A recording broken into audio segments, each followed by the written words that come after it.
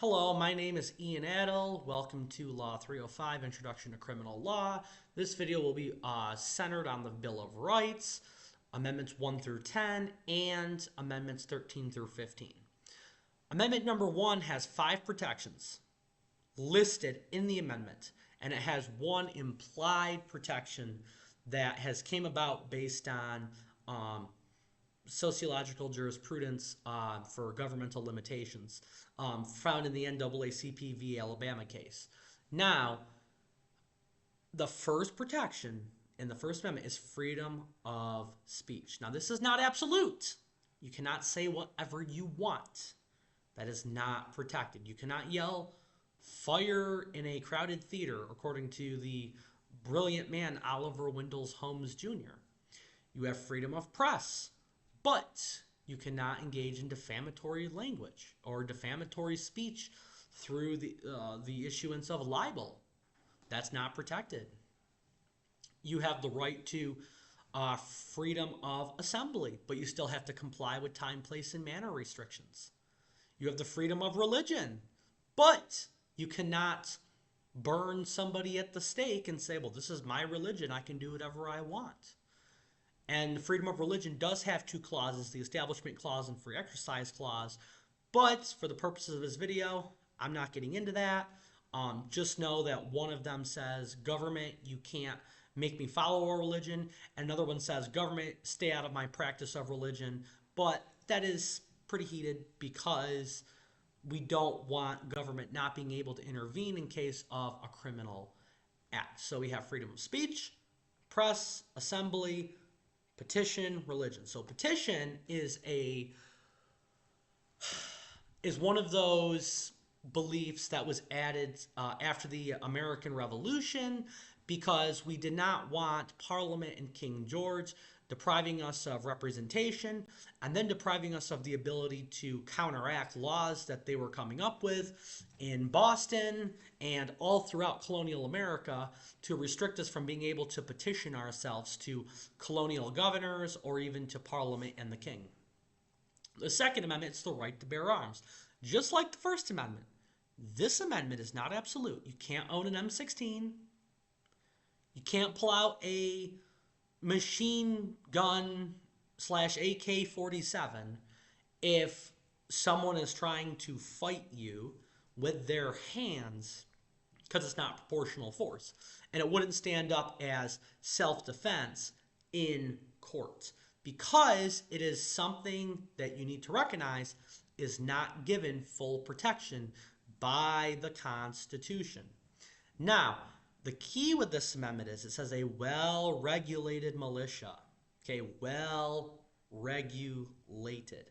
This was an amendment used to expand the military during colonial America at the time by getting men on board with joining the colonial fight before there was a deeply formed and centralized military.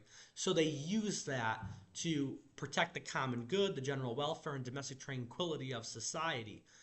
Whiskey Rebellion put down a rebellion of armed insurgents that were trying to protest against taxes. George Washington put that down. The Second Amendment does not protect every form of you being able to have a firearm and you being able to use that firearm at whatever will that you deem necessary or the people deem necessary. But rather, this is an amendment that ensures that you have the right to protect yourself.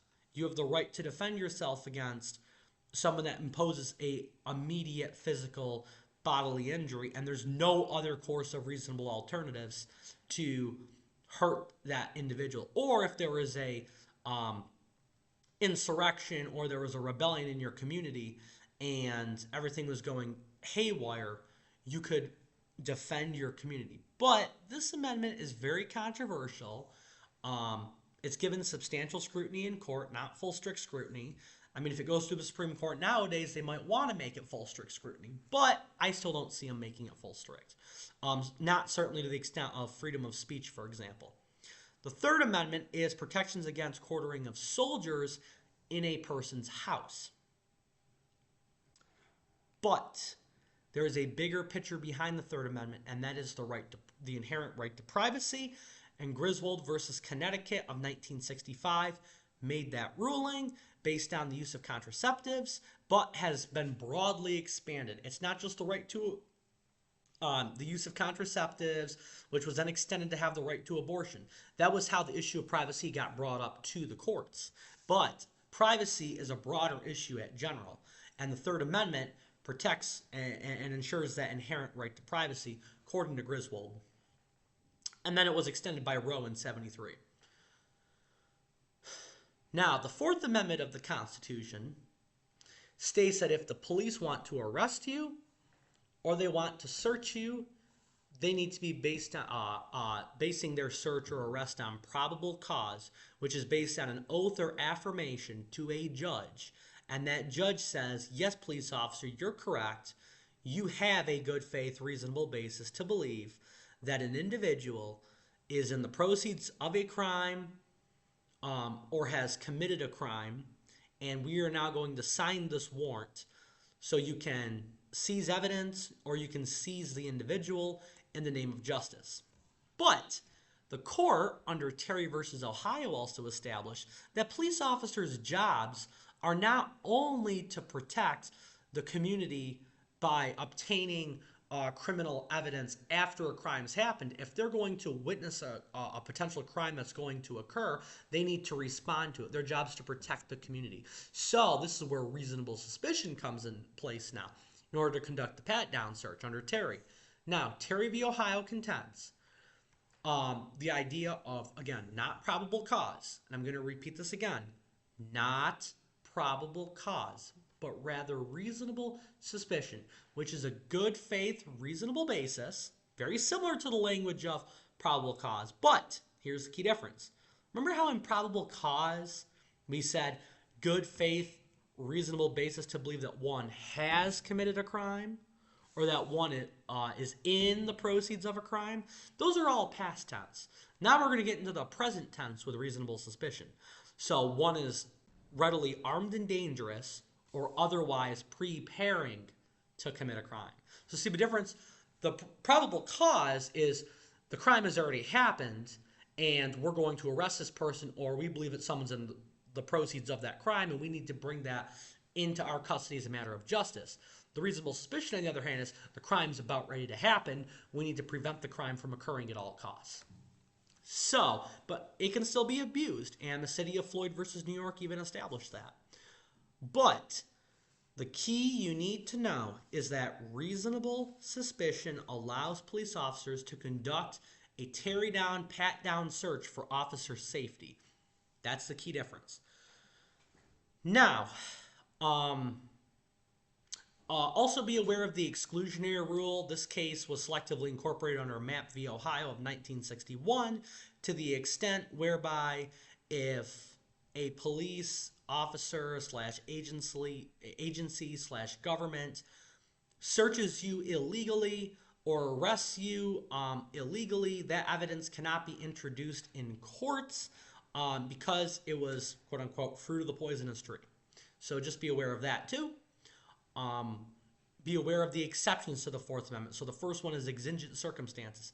If you are preparing to flee the scene of a crime, or you are preparing to commit a crime in action, and the police officers receive that evidence, they do not need a search warrant in order to arrest you or search you, because there was an exigent circumstance and they may have not had the time to go through the process that would have been required under a traditional means. Doesn't mean it's unconstitutional because they didn't arrest you with a warrant. It just means that there was some circumstance that took place that explained why they couldn't get the warrant in time to serve you with it, because they had to protect the community. That's their job.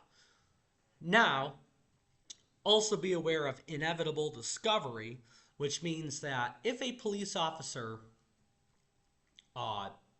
obtains evidence that violates the exclusionary rule, and they would have found that evidence anyhow, even if they violated your rights, and it was inevitable, which means that it was improbable for them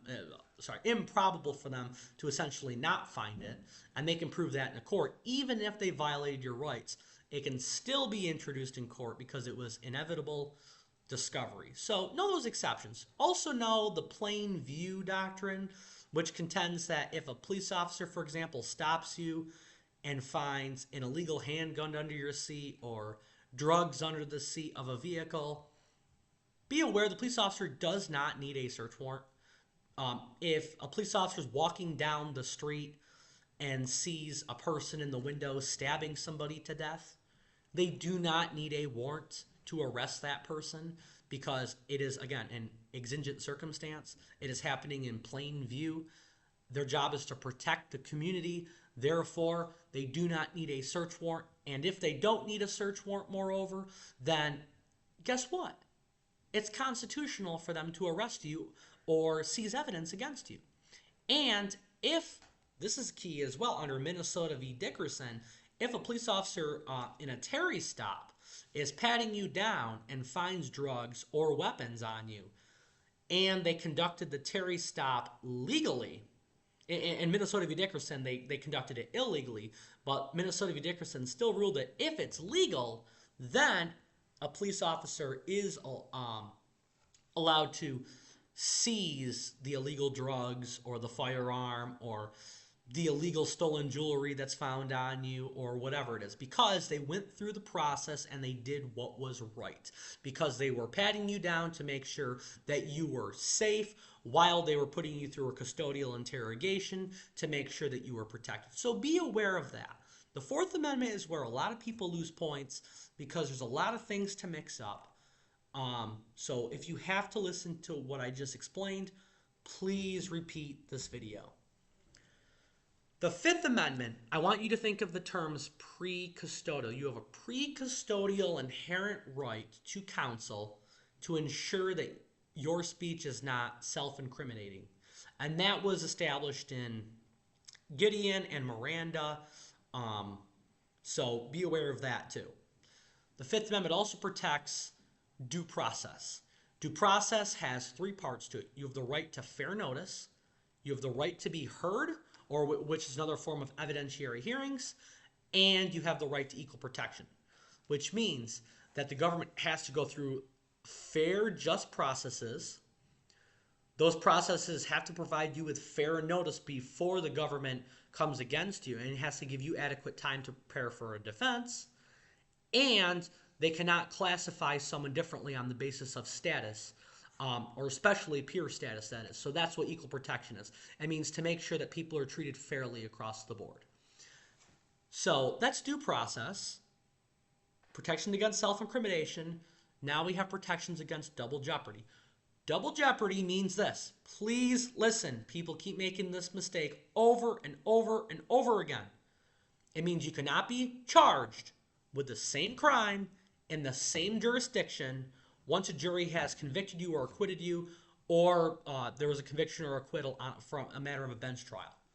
But it doesn't mean that you cannot be tried in a different jurisdiction for that offense if the venue or requirement is present, and it doesn't mean that you can't be tried in a different state if it happened over state lines, and it further doesn't mean that you cannot be tried by the federal government. It just means you cannot be tried for that same offense in that same jurisdiction twice, because if different jurisdictions have different stakes in the controversy, then those jurisdictions under our notion of federalism should have the right to try you for a crime. So let's give an example.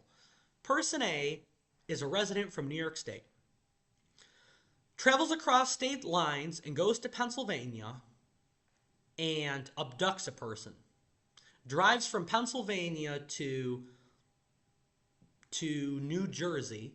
And remember, this vehicle they're driving in is stolen. So they have a stolen vehicle out of New York. Okay, so that's illegal to begin with.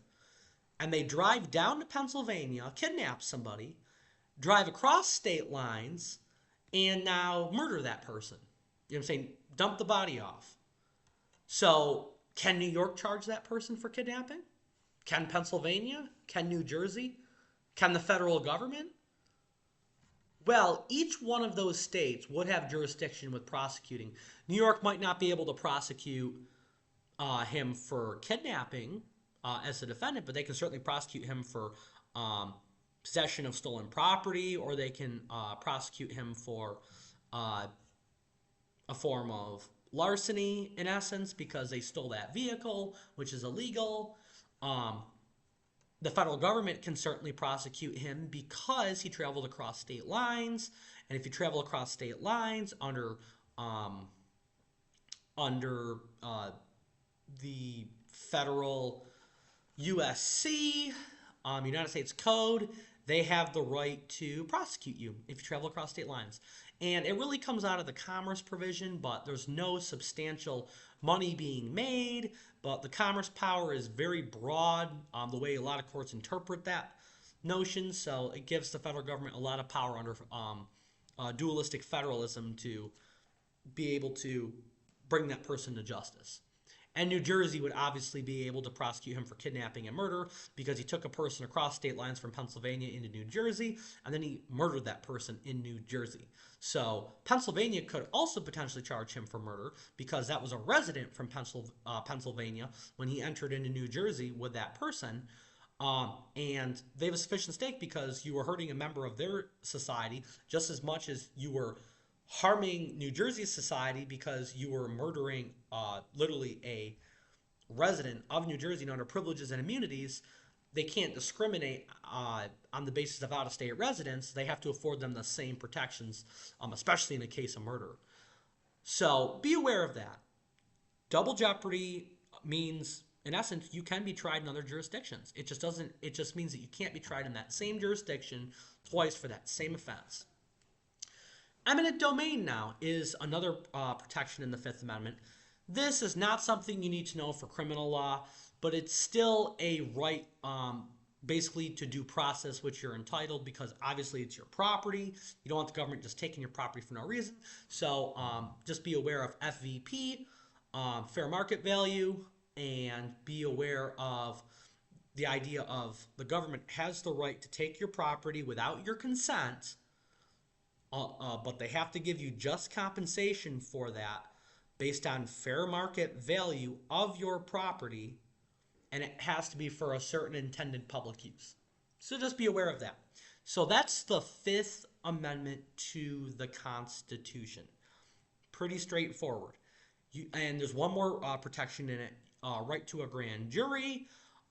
Just be aware that before you can be formally indicted and you can get a case transferred from the local court, and it has to be introduced to a higher court. Grand jury indictments the way in New York State we also have something called superior court information. It's called an SCI, unless it's for a class A1 felony, which is like a murder case. Rather than that, murder one case. Rather than that,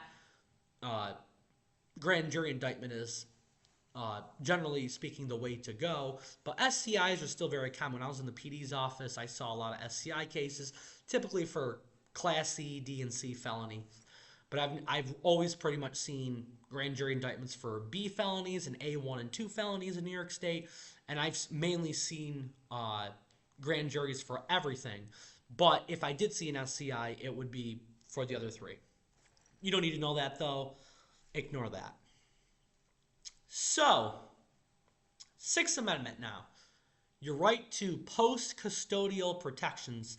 So your Fifth Amendment was before courts, before you entered the court phase, which you were but you were still in the criminal justice phase. You were in the arrest phase. You were in the booking phase. You were in the phase where you could incriminate yourself, the government's discovery phase before they introduced it during an arraignment. So just be aware of that. Now, your post-custodials, after they've apprehended you, after they've charged you with a crime, you have the right to have an arraignment. You have the right to be told why you are in custody, what you are being charged with. You have the right to enter a plea. You have the right to change that plea even after you have entered an initial plea. So if you plead not guilty, you can still plead nolo. You can still plead guilty. You can change your plea at any time, essentially. Like, it doesn't matter. Now, also be aware you have the right to have a jury trial. If you're being charged for a misdemeanor or a felony, you have the right to a jury trial in every single state, and you have the right to face trial in that sufficient venue or that location unless there's a compelling interest like a matter of publicity that would require the case to then be transferred to a different venue jurisdiction. So be aware of that too. You have the right to confront witnesses that the state calls against you on cross-exam. You have the right to introduce your own witnesses and interview them to establish your innocence, which is on direct exam. You have the right to actually have legal counsel present with you when you are in court, and you have something called the right to a speedy and public trial, which means that the government can't keep postponing you and keeping you in custody while you are awaiting trial, because the trial needs to determine whether or not you're guilty or whether or not you're innocent, so that sentencing can be awarded to you and you can, you know what I'm saying, start your sentencing and be done. But now they have exceptions and ways around this through credit for time served and suspended sentences and things like that. But you still have that Sixth Amendment right to speedy trial, so you need to be aware of that. Then I think that wraps up the Sixth Amendment. Seventh Amendment now. Seventh Amendment. You have the right to a jury trial in civil cases for over $20 in the controversy, as long as it doesn't conflict with a provision of the common law. But you have to pay for it. Unlike criminal law, you have to pay for it. Eighth Amendment protects you against cruel and unusual punishment in the context of disproportionate and barbaric punishments. Very common is death penalty issue cases. Be aware of the Georgia death penalty cases that have arose that was introduced into court. And also be aware that Eighth Amendment also protects you against unfair bail. So once you're in custody after arraignment, typically later on a preliminary happens if it's for a felony, before the case gets transferred to a grand jury. And then somewhere in between there's typically a bail hearing after the arraignment where the judge determines if you should be entered into custody or not, or after a preliminary hearing in a felony case. And then you have to determine whether or not that person should go, or that person should stay in custody with bail imposed on them, or stay in custody with no bail imposed upon them. And the Eighth Amendment really restricts judges with what they can do to ensure, again, due process and equal protection in the Eighth Amendment. Ninth Amendment contends that just because a right isn't enumerated in the Constitution does not mean it does not exist, such as the right to privacy. 10th Amendment talks about our system of shared governance, introduces the provision of federalism. All powers that are not expressly given to the federal government are reserved to states. So these are called delegated powers versus reserved powers. And then there's also something called shared powers too. Delegated powers refer to powers that the federal government has. Shared powers are powers that both federal government and state government have. And reserved powers are only what state governments have. Then we have something called denied powers, and that means the federal government nor the state have that right, like over an ex post facto law. Like you might have saw in my constitutional limitations video, which, by the way, watch because it's really, really good. Really, really important too. 13th Amendment now. 13th Amendment abolishes slavery. 13th Amendment does allow it in cases of punishment in the context of involuntary servitude, but it gets rid of the slavery, obviously. 14th Amendment refers to equal protection, and it restrains the states by expanding the power of the federal government, but it also ensures that our rights are selectively incorporated to the state level, such as Gitlow, for example, in First Amendment cases, or Mapp v. Ohio in exclusionary rule cases, or Wolf v. Colorado in regards to unreasonable searches and seizures. So be aware of that. 14th Amendment was a way to incorporate protections to the states, not just have it at the national level, as shown in Barron versus Baltimore, based on this dualistic federalism issue. Now, 15th Amendment affords the right to vote to every single person who is 15th Amendment who was male and who was able to at, at that time after Reconstruction who was not only male, but could not deny him based on condition of servitude or of um, race or color or creed by any chance. But the 19th Amendment does afford women the right to suffrage. So about 100 years later, they got the right to vote.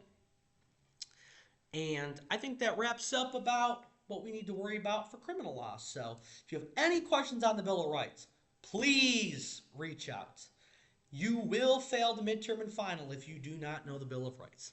I can assure you with that with 99.5% certainty. If you do not know the Bill of Rights, you will fail the midterm exam for Law 305. So please know them. Thank you for this time. Thank you for this opportunity.